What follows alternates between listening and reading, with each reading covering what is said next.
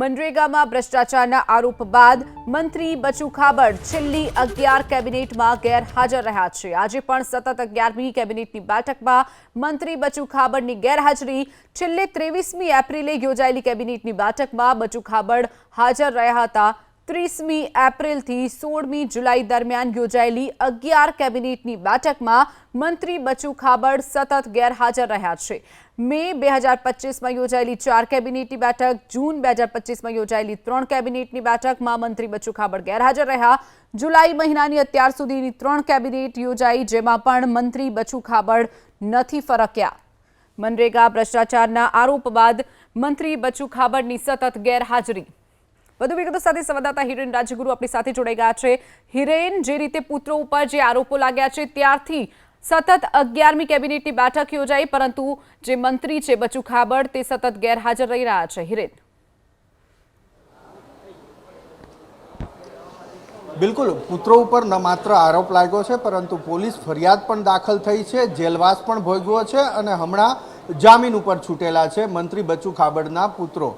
તેને લઈ અને મંત્રી બચુ ખાબડ હવે ગાંધીનગરમાં નથી ફરકતા, કેબિનેટની બેઠકમાં પણ ગેરહાજર રહે છે। સતત 11મી આજે મળેલી કેબિનેટ છે કે જેની અંદર મંત્રી બચુ ખાબડ ગેરહાજર રહ્યા છે। અત્યાર સુધીની કેબિનેટની જો વાત કરીએ તો 30મી એપ્રિલના રોજ યોજાયેલી કેબિનેટમાં ગેરહાજર રહ્યા હતા। 7મી મેના રોજ યોજાયેલી કેબિનેટમાં ગેરહાજર, 14મી મે અને 21મી મેના રોજ યોજાયેલી કેબિનેટની બેઠકમાં પણ મંત્રી બચુ ખાબડ ગેરહાજર હતા। ત્યારબાદ 28મી મે, 13મી જૂન, 18મી જૂન, 24મી જૂનના રોજ મળેલી કેબિનેટની બેઠકમાં પણ મંત્રી બચુ ખાબડ ગેરહાજર રહ્યા હતા। જુલાઈ મહિનાની આજે ત્રીજી કેબિનેટ મળી છે, 2જી જુલાઈ, 9મી જુલાઈ અને આજે 16મી જુલાઈના રોજ આ કેબિનેટ બેઠક મળી છે, જેની અંદર પણ મંત્રી બચુ ખાબડ એ ગેરહાજર રહ્યા છે। અત્યાર સુધી સતત 11મી એ કેબિનેટ બેઠક આજે મળી છે કે જેની અંદર મંત્રી બચુ ખાબડ ગેરહાજર રહ્યા છે। કારણ એકમાત્ર એ છે કે ભ્રષ્ટાચારનો આરોપ તેમના ઉપર, તેમના પરિવાર ઉપર લાગ્યો છે। તેમના 2 પુત્રો જેલવાસ પણ ભોગવી રહ્યા છે। સૌથી મોટી દુવિધા એ છે કે સરકારે સૂચના આપી છે ગાંધીનગરમાં ન આવવાની, સચિવાલયમાં ન આવવાની, પરંતુ પદ ઉપરથી હજુ પણ હટાવ્યા નથી। રાજ્યકક્ષાના મંત્રી છે, તેમની પાસે જેટલા પણ વિભાગ છે એ વિભાગનો હવાલો પણ અન્ય મંત્રીને હજી સુધી સરકારે નથી સોંપ્યો। એટલે સરકાર કરવા શું માગે છે એ પણ સૌથી મોટો પ્રશ્ન છે। મંત્રી છે, મંત્રી પદ ઉપરથી હટાવવા નથી અને સચિવાલયમાં ફરકવા પણ નથી દેવા, કારણ કે તેમના ઉપર લાગેલો ડાઘ એ ધીરે ધીરે સરકાર ઉપર લાગે છે અને એટલે જ સરકાર તેનાથી અંતર જાળવી રહી છે।